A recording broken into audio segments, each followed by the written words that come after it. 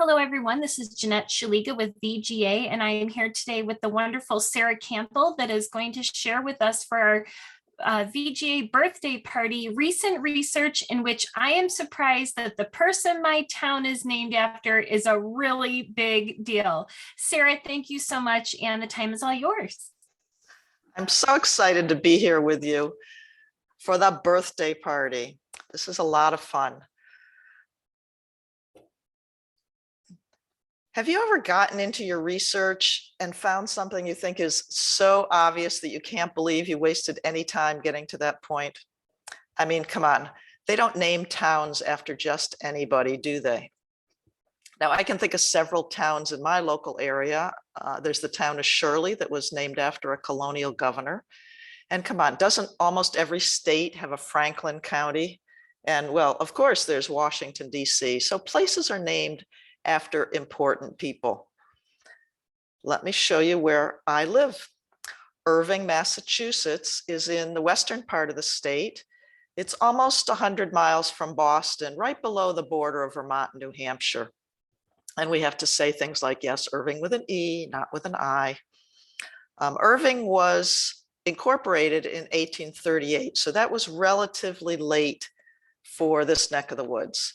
You know, your Boston and Eastern Massachusetts locations were founded probably 200 years earlier.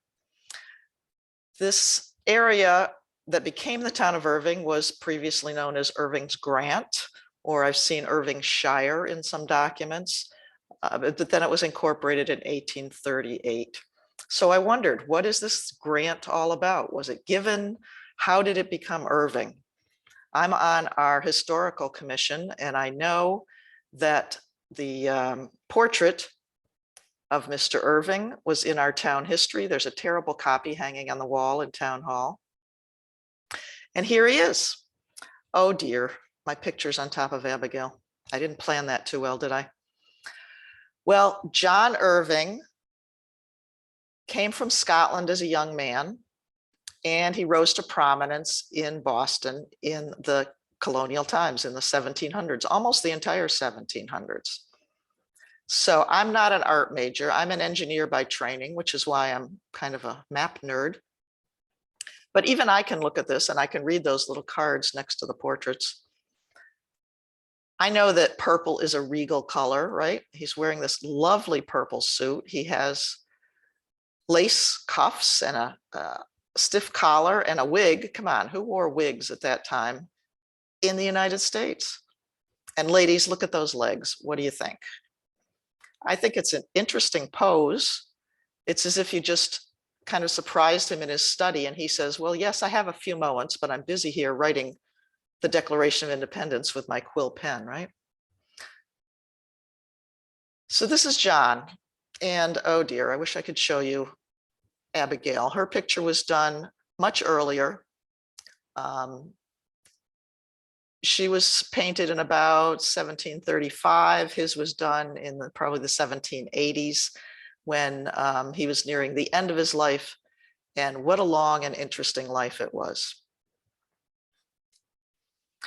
Now, being in New England, it wasn't too difficult to start with some vital records, because that's how I needed to sort of flesh out the story, understand the people, and then move on to a timeline, trying to understand the documents I could find, when he had his children, things like that. So in 1725, John and Abigail were married. You can see them right at the bottom of the page. They were married by Benjamin Coleman, December 1st, 1725. And we're very lucky in New England to have so many records that are preserved. From there, I went to start looking at the Erving children. And this is obviously a transcription because the handwriting is so consistent through the page. It's a little bit of an index. This is an E page full of all kinds of names that begin with E, and you can see 3 of the Erving children appear there. Now, if your eyes have wandered to the left, you can see the list of the children and the frequency of their births. And I'm sure all the women in the audience are wincing just a little. Oh my goodness, poor Abigail, 10 children in, what is that, 13 years. Goodness, she was very busy. Now, the story is that John came to this country as a young man from the Orkney Islands on the north of Scotland, and he rose to become a ship's captain fairly young. He transitioned from mariner to merchant, and I can trace that in the deeds. You can see sometimes occupations are given when deeds are written. And the very fact that he was able to own land is the first sign that he was moving up in the world and developing some wealth, having the ability to either save money or borrow money at that point, right? So we can follow him in the deeds, which are one of my favorite types of records. So once I had the family tree sketched out just a little bit, and I posted it on Ancestry, which is not usually my practice, but I wanted to be able to dig into some of the hints that show up and to reference it wherever I was, because let's face it, I check in at work every now and then.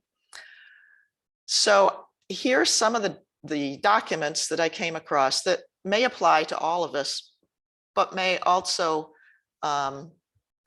show the difference between the research we're usually doing on our lowly ancestors and people who were really incredibly prominent at their time in history.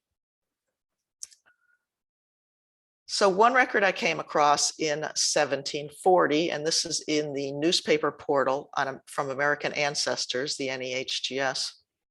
In 1740, he became a justice of the peace, and that would have been an appointed position. So someone thought he deserved that honor.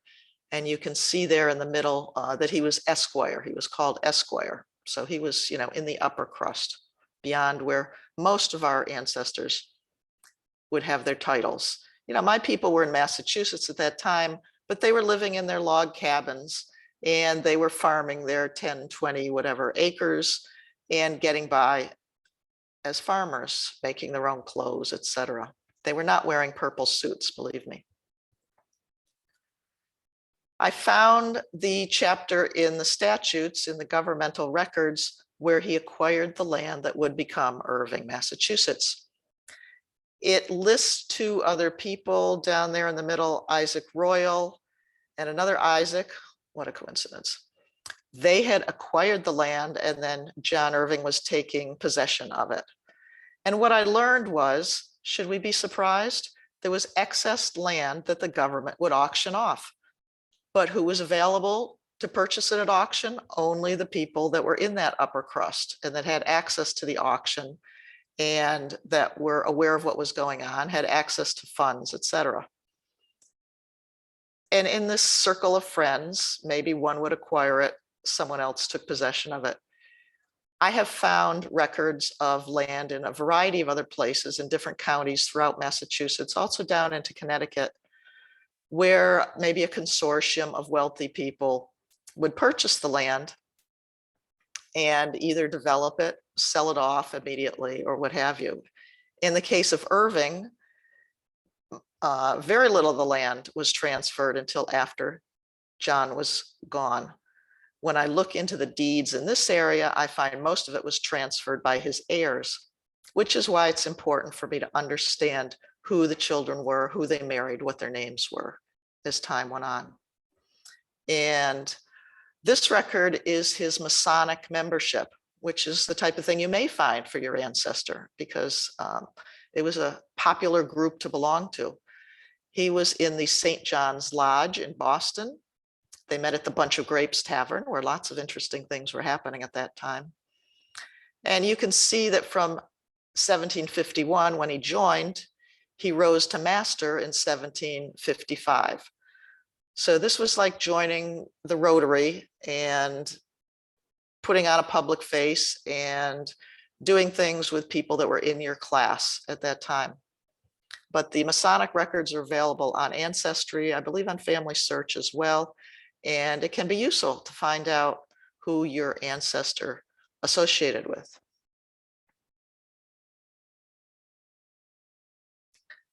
But then we start to see John Erving as well associated with the people we may remember from our history. John Adams kept detailed diaries. And I've seen another one where he just mentions he had lunch at the Ervings. In this case, he's discussing John Erving being in the council, in the government. And John was arguing that he thought that the French were going to take back Canada. And nobody was listening. And you see in that bottom line, he snatched his hat and cloak and went off in a passion. So even though we may not have heard of John Erving when we were studying our colonial history, he was associating with people whose names we are familiar with.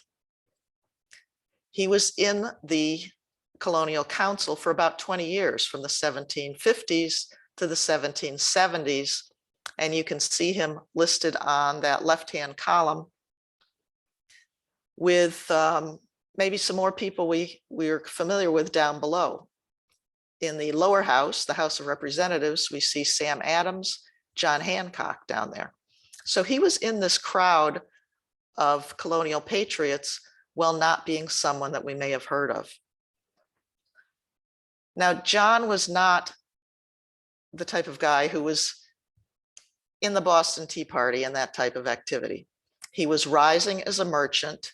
And I found this book in its entirety on Google Books. I was able to read it there. Very interesting discussion about the taxation structure. We don't think of these people as smugglers. You know, these are guys in the middle of the night bringing in a case of whiskey, right?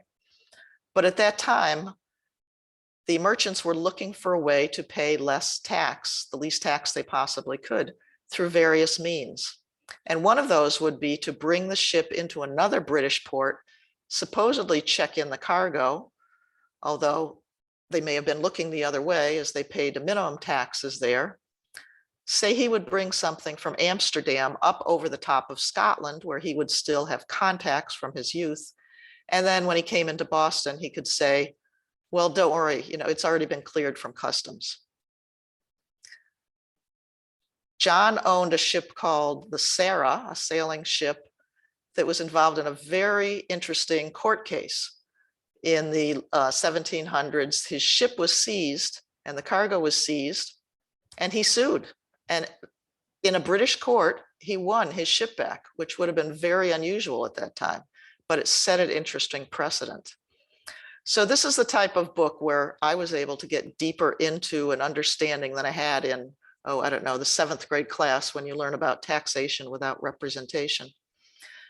But when you're studying someone who is prominent, it's amazing where you'll find details, where you'll find mentions of the activities that they were involved in. And when we came up to the American Revolution, as I said, these were not people who were marching with the Minutemen as maybe our ancestors were out in the smaller towns. But they were prominent enough that when General Gage abolished the elected government and brought in his own council, that John Jr. and George, two of the sons, and John Erving Sr. were invited to be on that council. And the younger Ervings did serve on the council, whereas, I love this quote, my grandfather, whose first ambition was to preserve his wealth from all hazards, pleaded his advanced age on declining to accept a seat on the board. So John was sitting on the fence, trying to preserve his position and not quite deciding what was going to happen in this whole conflict that was coming up. So let me go back to the children a little bit and help you understand, as I now understand, what was going on with these wealthy people in Boston. I mean, there was an entire class of oligarchs, so to speak, and they were marrying just like royalty. John Jr., look at him in that beautiful pink vest. Should I say salmon? I should say salmon and gold.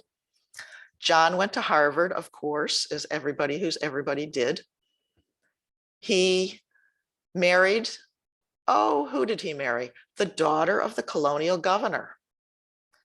And soon after their marriage, he was given a contract to provide arms to the British Army. That was in the time in the mid 1750s of the French and Indian War. Now, the next two girls, I don't know too much about. Abigail died as an infant. I haven't found her death record, but you can see another Abigail born a few years later. Mary did not marry. She lived to be in her early 30s, so I don't really know her story. I did find one record of her father paying for music lessons, so she was being trained, as every young lady should have been. But Elizabeth, oh my goodness, Elizabeth married her brother's Harvard roommate, and his name was James Bowdoin. You may have heard of Bowdoin College, where the records on the Bowdoins are very substantial. The Bowdoins were very wealthy. James became a politician, served on the council with John Erving, and they seemed to be quite a powerful bloc. Mary had a little problem with snuff. I found in a letter from her husband. It's not just a rumor. Her husband wrote a letter to, I don't know if it was John or one of the sisters, saying he just wished she'd cut out the snuff. But when you can find letters, you get those little tidbits. And some of these prominent people were more likely to have their letters sent to archives. So here's Elizabeth looking lovely in her shimmering gown. But Abigail is the one that I would love to get to know. Isn't that an amazing portrait? She's got places to go and people to see. She can't be bothered to sit for the portrait. She's wearing white, damn it, because when she steps out of it in the nighttime, it's magically washed and pressed and back in her closet in the morning, because that's the way things work. There are two brothers that I haven't found a portrait for. William was a career soldier for about 20 years, but he resigned from the British Army shortly before the Revolution. He wasn't about to fight on that side against his countrymen here. Actually, he had a land grant in New Hampshire called Erving's Location, which still exists if you Google it, population 0. But that was granted to him as a result of his service in the British Army. James died fairly young, and his obituary says he died in Havana. I'm not sure if he was in the military as well, because that was also happening. There was battles happening down there at the end of the French and Indian War. The obituary only said that he died in Havana. And this is Abigail's husband, George Scott, looking very military. Yes, he made his place in the military. He had all kinds of connections, and he was named colonial governor of the islands of Grenada and Dominica. And there's a story that he died in a duel. I'm not 100% convinced. There is a codicil on the back of his will where he says he was gravely insulted and is going to meet this gentleman first thing in the morning. But from what I can tell, he died about 6 months later. So I'm not sure. That needs a little more research. But I was able to find that will in the British archives, which was the first time for me working in that digital archive, and things are still free. So jump into it. It's a COVID policy that you can still download free documents from the British archives. She died only about 6 months later. She didn't have any children, so she didn't come back to her family in Boston. But I'd love to find out more about her life and how much time she spent down there in the islands. The next sister, Sara, also married very well. I'm telling you, it's like royalty, the way they were making these matches. Her husband's family, Samuel Waldo, owned a lot of property in Maine. She was almost as fertile as her mother. If this were a photograph, I would say that that table was hiding a pregnancy, but we know the artist could paint whichever way he wanted to. At any rate, Sara came back to Boston after her husband's early death, and their last children was born in Boston. Let me mention George, again, who I don't have a portrait for. Most of these portraits were done at the time of their marriage.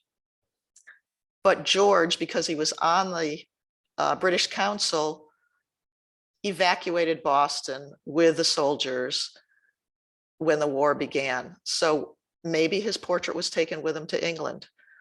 George had one child by his first wife, no children by his second wife, and lived out his life in the area around London.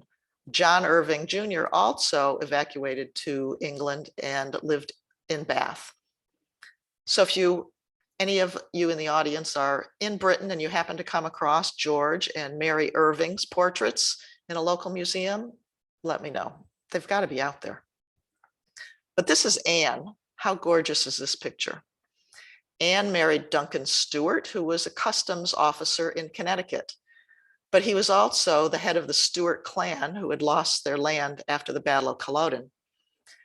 And when the land was restored in the 1700s, they went back to Scotland. He died before she did. She came back to Boston again, actually died in Connecticut in her daughter's home. But it's wonderful when I shouldn't say that, when the men die first, you get a lovely will from the women and find out who is important to them and who they're leaving things to. And going back to Sarah, when I looked at her assets when she died, she was worth $2 million.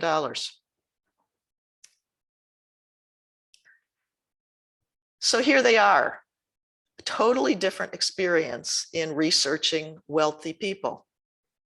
You're able to Google them in books, but the starting point is still the vital records. You're still hoping to find newspaper mentions.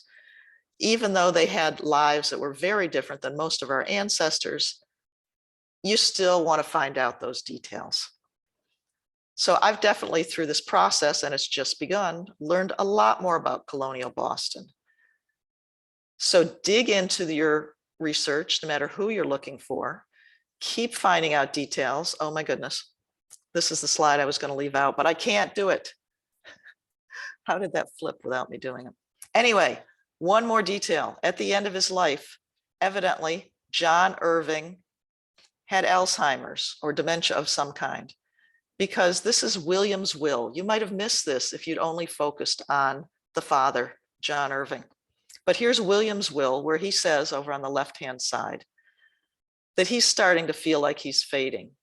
He has no reason to suppose but that his mind will be like an old, worn-out lock, as was his father's previous to his death. So that gives us a very poignant detail that we might not have known if we hadn't looked at all the surrounding documents. So I know I went over time. I talked very fast, but the Ervings are very interesting people. I've started to put up a little blog down there at Erving's Past at Blogspot, and I'll be adding to that. There's a half a dozen little posts there, but I'm just trying to put up little vignettes as I work my way through the process. And who knows where it'll lead. Thank you.